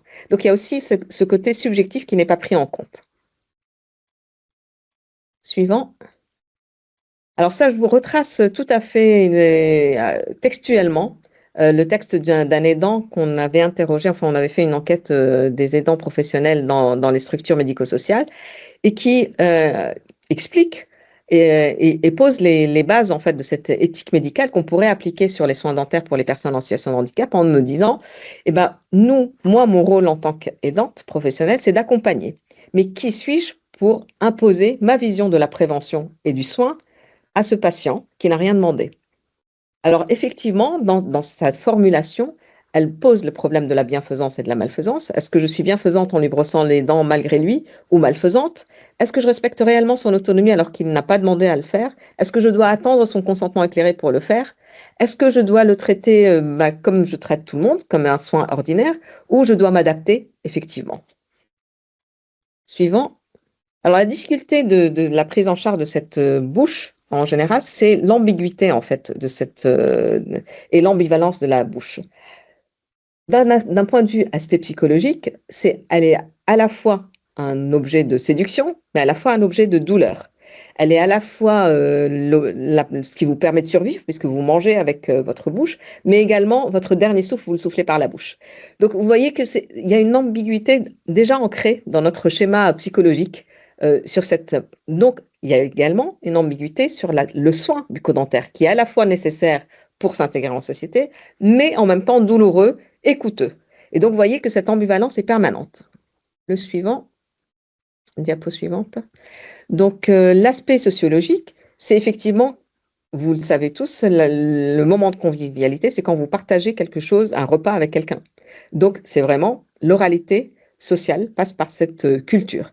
Et donc, forcément, la personne en situation de handicap, qui ne peut pas, en fait, s'intégrer en société via ce moyen, devient exclue. Suivante. L'estime de soi. Vous voyez qu'on peut faire des miracles en arrangeant un sourire et augmenter l'estime de soi. L'altération de la bouche altère en fait l'image de soi. Alors vous allez me dire que la majorité des personnes en situation de handicap ne se voient pas ou en tout cas n'ont pas une idée de l'image qu'elles ont. Par contre, les parents ont et on altère en fait l'image du bébé idéal qu'ils ont si on ne fait pas ce qu'il faut pour esthétiquement cet enfant et entre guillemets, enfin, récupère l'estime que les parents ont et attendent de son enfant. Suivant. L'aspect juridique, eh bien, cet aspect, il y a une grande difficulté en fait des lois en général pour définir une personne en situation de handicap. Du coup, on parle uniquement de vulnérabilité et on ne définit pas en fait la personne handicapée en tant que telle. On dit juste et d'ailleurs notre webinaire porte bien ce sens, c'est la personne vulnérable parce qu'elle n'est pas en possession de tous ses moyens pour défendre ses droits. Toujours, alors suivante, en parlant de justice, est-ce qu'elle a les mêmes droits que les autres? Théoriquement, oui. Est-ce qu'elle les utilise? Non.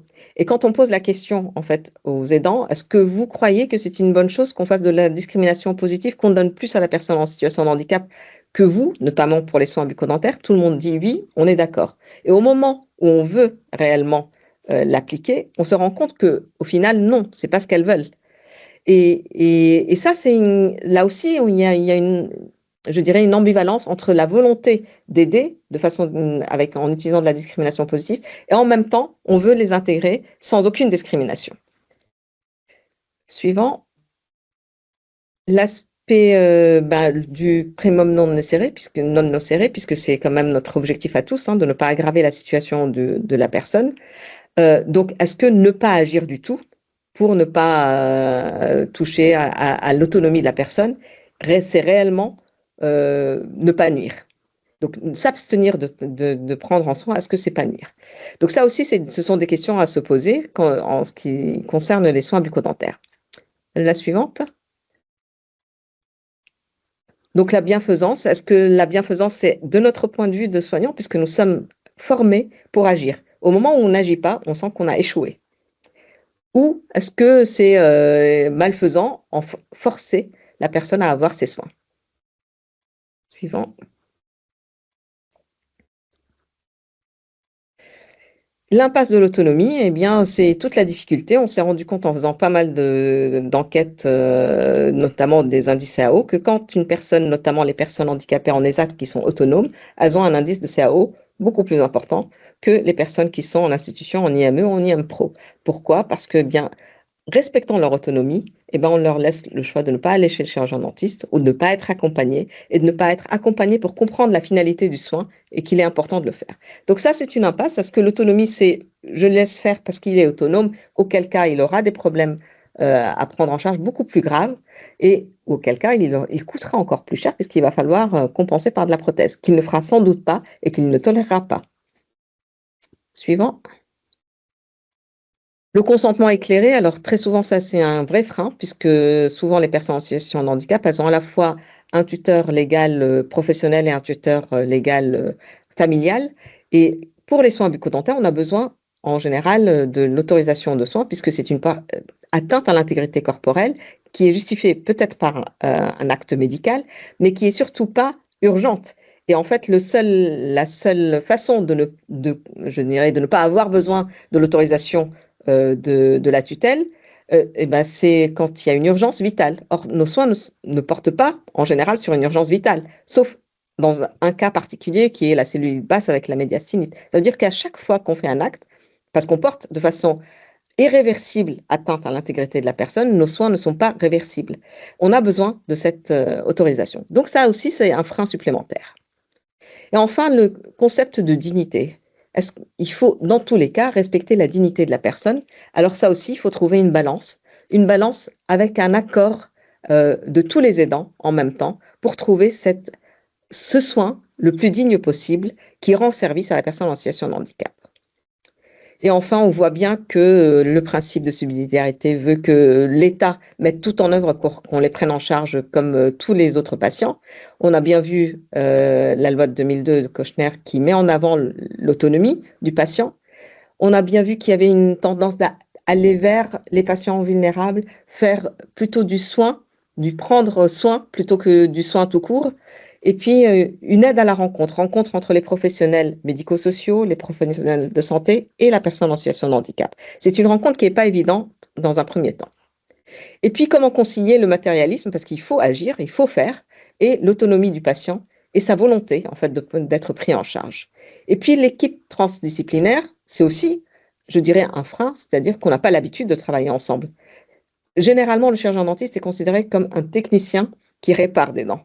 Sauf que ça a un impact sur je dirais, la vie du patient, son intégration sociale, son inclusion et sa vision de lui-même et puis son estime de soi. Voilà, je vous remercie de votre attention. Merci bien, Sarah. Alors, j'ai pris le TGV pour que ce soit très vite. Hein. Oui, certes. Oui, on a encore un peu le temps de poser des questions, puisque donc je propose de laisser la possibilité à tout le monde de poser des questions. Donc, je rappelle, hein, soit en levant la main, on n'est pas trop nombreux, donc on peut éventuellement plus facilement lever la main et poser des questions. S'il n'y a pas de questions en attendant, je vais peut-être commencer. C'est toujours le plus difficile. Ah non, ça y est, une question, donc je vais la garder pour plus tard. Oui, Madame Pourrez. Oui, bonjour. J'avais posé la question dans le chat, du coup, je vais les lire. J'ai deux questions, en fait. Une, tout d'abord, à Monsieur Raji. Merci à tous les intervenants déjà pour vos interventions. Monsieur Raji, je voulais savoir quel accompagnement vous avez pu mettre en place pour l'ajustement au niveau de l'acculturation pour les personnes. C'est vrai que c'est quelque chose qui est assez important et du coup, voilà, est-ce que vous avez réussi à mettre quelque chose en place ou pas? En place dans notre organisation? Oui, pardon, c'est peut-être pas assez précis, oui. On a des formations, justement, pour être sensible aux questions de culture. Et la principale formation qui nous est donnée, qu'on donne, et ce qu'on essaye vraiment de dire aux personnes qui travaillent avec des personnes en situation de précarité et qui ont l'expérience de la migration, c'est le danger du positionnement culturaliste. Donc c'est ça qu'on met en place, en fait, c'est-à-dire qu'on a une sensibilité culturelle et on sait que les personnes font face à des stratégies identitaires pour s'ajuster, qu'il faut avoir en conscience qu'il y a des stratégies identitaires pour s'ajuster, en fait, et que ce n'est pas des personnes qui sont venues avec leur culture A d'origine et qui, arrivant en France, vont garder une culture A identique. Hein. Ils sont peut-être déjà une culture A', voire une culture qui a changé, une culture B. Du fait de Voilà, donc on rend vraiment très attentif au fait qu'effectivement, il faut une sensibilité culturelle, mais qu'il ne faut pas tout expliquer par la culture chez ces personnes, puisqu'elles ont peut-être une ambivalence par rapport à leur propre référentiel culturel. C'est des personnes qui peuvent avoir abandonné leur culture d'origine, ou en tout cas essayé de l'abandonner puisqu'ils ont été traumatisés dans leur culture, ils ne veulent plus en entendre parler. Et donc ça peut être très violent pour une personne d'avoir un professionnel en face qui va tout de suite plaquer des préjugés culturels et réassigner une personne à une culture vis-à-vis de laquelle elle a elle-même une ambivalence. Donc en fait, on fait beaucoup de formations par rapport à ça, au danger du positionnement culturaliste, et puis aussi au danger du positionnement où on va nier la culture, où on va nier l'altérité culturelle de l'autre. Il y a un enjeu majeur qui est l'erreur diagnostique en psychiatrie, puisqu'on peut prendre un tableau délirant pour une pathologie psychiatrique alors que c'est juste une manifestation, une expression d'une altérité culturelle. Et on va confondre étrangeté psychiatrique et altérité culturelle et se planter de diagnostic. Donc ce qu'on a mis en place, c'est ça, c'est une sensibilité à tous ces concepts-là de psychiatrie transculturelle. Ok, merci beaucoup pour votre réponse. Je ne sais pas si je peux poser une deuxième question. Oui, bien sûr, oui, en même temps. Donc, c'était, alors, que j'écorche pas le nom de Madame Badran, je ne sais pas si on dit Badran ou Badran. Merci. C'est le nom de mon mari, vous pouvez l'écorcher. Je voulais savoir si vous aviez identifié, vous en avez quand même énuméré quelques-uns, mais quels freins selon vous y a-t-il à cette au manque de sensibilisation à la santé buccale des personnes handicapées? Est-ce que c'est un défaut de formation clinique qui fait que les soignants ne sont pas tous sensibilisés en disant bon, tiens, on va peut-être en profiter pour faire ouvrir la bouche à la personne?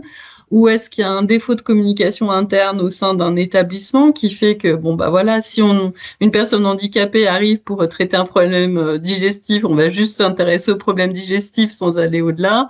Enfin, voilà. Est-ce que vous avez identifié comme ça des freins? Clairement, c'est la représentation en fait de la prévention bucco-dentaire par la personne elle-même. La prévention bucco-dentaire est une affaire personnelle. Je peux vous dire, moi qui les soigne depuis très très longtemps, dans un même établissement, quand l'infirmière est elle-même prévento-consciente pour elle-même, elle va penser au brossage des dents. Elle va penser que c'est important pour elle parce qu'elle-même, elle est gênée quand elle ne se brosse pas les dents. Elle-même, elle ne va pas pouvoir manger quand elle ne se brosse pas les dents. Inversement, l'infirmière qui elle-même va pas chez le chirurgien dentiste, qu'elle ne se brosse pas les dents ou elle trouve que c'est inutile, elle n'y pensera pas du tout. Donc, c'est vraiment, pour l'instant, une question de personne, quelle que soit la formation. Et même, je dirais, en regardant en bouche, je peux vous dire de quel étage elle vient.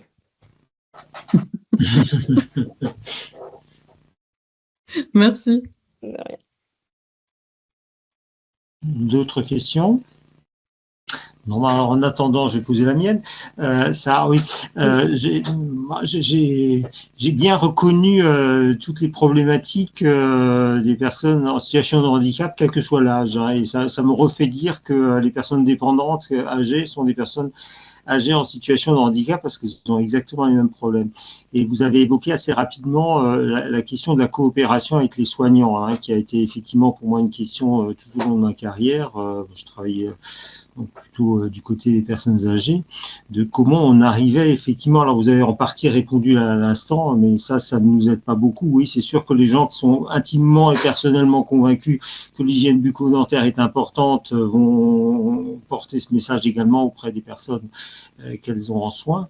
Mais comment vous arrivez effectivement à mettre en œuvre ou pas une coopération avec les soignants des structures médico-sociales? Est-ce que vous avez fait des démarches dans ce sens-là, et si oui, Oui. lesquelles? Alors, on fait des formations en fait dans les structures médico-sociales pour les aidants professionnels. Le problème, c'est qu'il y a un turnover très important. Donc, voilà. Donc, il faut repasser tous les ans pour expliquer. Et l'autre problématique, c'est que ça pose des problèmes de logistique au sein même des structures.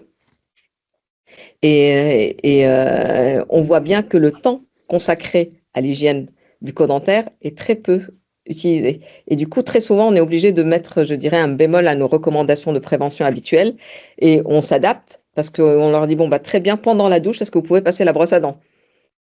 Pour ne pas rajouter du temps. En fait, on s'adapte de façon à ce que la personne qui fait le soin ne dise pas, ça rajoute à mon temps, j'ai pas le temps de m'occuper de 15 personnes en même temps. Du coup, s'il y a un truc que je dois pas faire, c'est le brossage des dents. Donc, effectivement, on fait des formations, mais quand c'est sur la base du volontariat, on n'a pas grand monde. Quand le chef d'établissement dit, ça fait partie du projet d'établissement, parce que maintenant, dans certains cas, ça fait partie de la certification des établissements médico-sociaux, d'avoir un référent bucco-dentaire au sein de la structure. Donc, qui lui va relever tout ce qu'il faut faire par patient, et va orienter et va accompagner. Et normalement, selon la loi, dans tous les établissements médico-sociaux qui reçoivent plus de 70 personnes, sont censés avoir un cabinet dentaire, entre guillemets. Et très souvent, ce n'est pas le cas, mais certaines structures, voilà, pour des questions évidentes de coûts, pour des questions évidentes de législation, de radioprotection et de stérilisation, et de personnel. Alors, ce qui arrive maintenant, c'est que très souvent, dans une association, il y a une structure qui se dote d'un fauteuil dentaire. Mais ce fauteuil-là n'est pas fait pour les soins, il est fait pour les consultations d'habituation. Et comme ça, le patient habitué pourra être pris en charge dans une structure, soit dans un réseau, donc de recours niveau 2, soit recours niveau 3, qui est l'hôpital, soit le recours niveau 1, donc le chirurgien dentiste qui est à côté de la structure. Très bien, merci. Conversation, il y a M. Deschamps qui lève la main. Et M. Deschamps qui lève la main. Oui, je voulais évoquer l'exercice de la médecine dans les prisons. J'avais un ami qui était généraliste en ville et qui avait des vacations en prison. Et en fait, il était très mal à l'aise parce qu'il avait l'impression qu'en ville, il y avait des médicaments qu'il avait du mal à obtenir, qu'on avait facilement en prison. Et qu'inversement, les motifs de consultation dans les prisons n'étaient pas toujours, je dirais, des vraies raisons de consultation. Alors, je ne sais pas... vous avez bien dit, docteur Orphelin, qu'il fallait être très, très indulgent et très compréhensif avec ces populations. Je ne sais pas si vous avez rencontré des situations ambiguës comme ça, difficiles à gérer. Nous, on l'a un petit peu vu aussi dans les hôpitaux quand on voit arriver des détenus qui ingèrent volontairement des substances ou des objets uniquement, enfin pas uniquement, je ne sais pas la motivation exacte, mais en partie aussi pour sortir de la prison.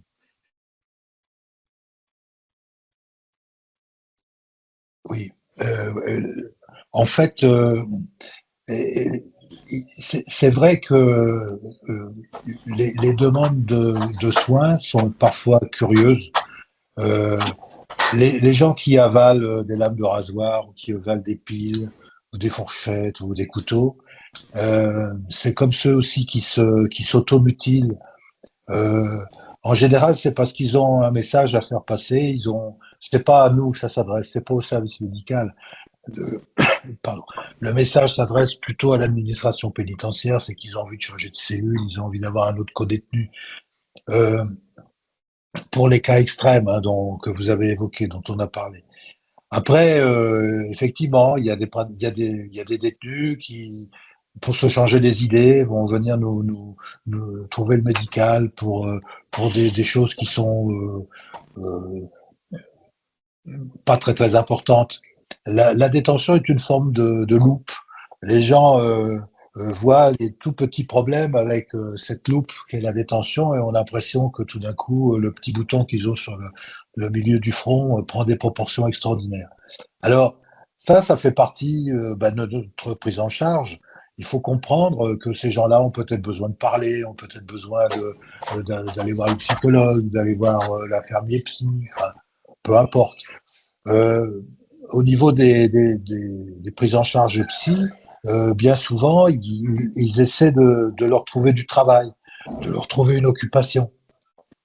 L'habitude, c'était on ne donnait pas du travail tout de suite à un détenu, on lui donnait que avec le temps, s'il se comportait bien, s'il avait une attitude conforme, etc. Et maintenant, il y a un petit changement, c'est-à-dire on se dit, mais attends, cette personne-là, si on l'occupait, elle penserait à autre chose, et puis elle ne viendrait pas engorger nos consultations. Donc en fait, vous avez raison, il y a des demandes qui sont curieuses, particulières. Alors évidemment, ça peut nous amuser quand on voit une fourchette au milieu de l'estomac. Il y a forcément une raison, il faudrait peut-être demander à notre collègue psychiatre, il y a certainement une raison d'appel au secours ou de volonté de dire quelque chose. Et puis, c'est aussi notre rôle de savoir recadrer un petit peu la personne et puis de l'amener vers un soin efficace, efficient, c'est-à-dire, enfin, pour ce qui est du soin à proprement parler. Et donc, de lui faire comprendre que c'est peut-être pas très très grave, il y a peut-être d'autres priorités, d'autres choses à voir. C'est toute la complexité et toute la difficulté, mais aussi tout le charme du travail en prison. Madame Pourret, vous avez une autre question? Oui, monsieur Orphelin, j'ai rencontré des soignants qui travaillaient en prison et à chaque fois, ils me parlaient de la difficulté de la relation patient-détenu. C'est-à-dire, voilà, c'est le relationnel comme avec un patient, mais dans un cadre quand même assez particulier. Est-ce que c'est une difficulté que vous rencontrez vous aussi? Alors, elle existe, c'est-à-dire qu'il ne faut pas oublier qu'on est en prison. Il y a des difficultés qui sont liées à la détention et qui sont liées à la prison. Après, l'administration pénitentiaire, qui a la charge de sauvegarder la personne placée sous main de justice, elle le nourrit, elle le loge et puis elle le fait soigner. L'administration pénitentiaire n'est pas un obstacle. Ils cherchent toujours à nous faire venir les patients, ils cherchent toujours à faciliter les choses. Nous-mêmes, quand nous avons des difficultés à les prendre en charge sur le site même de la prison, on va les envoyer à l'extérieur, on va les envoyer soit vers notre hôpital de référence, soit vers d'autres hôpitaux si les consultations le nécessitent. Et de toute façon, il y a de la part de l'administration pénitentiaire une volonté de nous faciliter les choses. Les patients, eux, ils sont reconnaissants, ils voient bien qu'on s'occupe d'eux. Ils comprennent que on n'est pas du côté de la pénitentiaire, du côté de la justice. Ils voient bien qu'on est là pour les aider, les soulager. Ils comprennent aussi nos difficultés. Les difficultés, elles sont pas vraiment, enfin, moi, c'est mon ressenti, si vous voulez. Elles sont pas tellement au niveau de la prison, elles sont plutôt au niveau des consultations extérieures. Et c'est bien normal. Parce que quand on envoie un détenu en consultation dans un hôpital extérieur, ou même notre hôpital de référence, encadré d'au moins 2 surveillants armés, avec des chaînes, des menottes et des entraves, évidemment que tout le monde le regarde, évidemment que le personnel médical hospitalier n'est pas à l'aise avec ces gens-là et que bon, quelquefois la consultation tourne court parce que on n'est pas dans des conditions forcément favorables pour soigner les gens. Mais ça, c'est à l'extérieur. Et comme on travaille toujours avec les mêmes intervenants extérieurs et on les fait venir également en prison, les intervenants, on leur demande quelquefois de faire des consultations sur place, in situ, quand ils le peuvent, de façon à ce qu'ils découvrent le patient dans son environnement et qu'ils déjà fassent une évaluation pour n'envoyer à l'hôpital que des choses qui sont importantes, une opération par exemple, une intervention chirurgicale.